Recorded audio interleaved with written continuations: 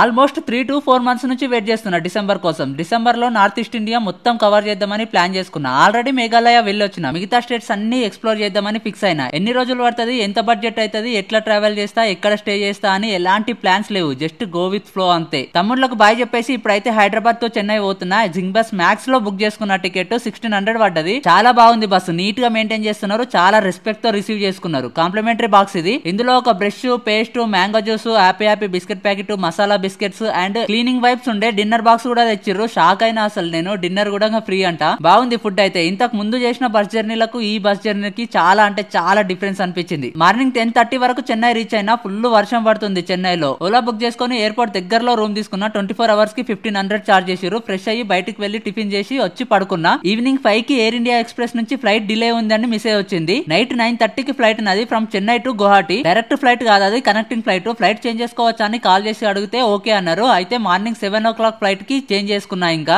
ఇది direct flight. Morning 7 కి ఎక్కితే 10 వరకు గువాహటి రీచ్ అయిపోతా. సరే అని మళ్ళీ నైట్ డిన్నర్ కోసం బయటకు వస్తే ఇంకా వర్షం పడుతూనే ఉంది. చెన్నైలో మెట్రో ఇది. డైరెక్ట్ ఫోన్ పే లో బుక్ చేసుకున్న టికెట్. ఏరో హబ్ మాల్ లో ఫుడ్ కోర్ట్ కి వచ్చి చికెన్ టిక్కా బిర్యానీ ఆర్డర్ చేసుకుని తినేసా. పర్లేదు, బానే ఉండే. ఇంకా ఇది కథ. రేపు పొద్దున 7 కి ఫ్లైట్ ఉంది. అసలు చెన్నై ఎందుకు వెళ్ళినావు, డైరెక్ట్ హైదరాబాద్ నుంచి ఫ్లైట్స్ లేవా అంటే చిన్న ప్రమోషన్ ఉండే, అది కవర్ చేసుకుని వెళ్ళిపోదామని వచ్చిన.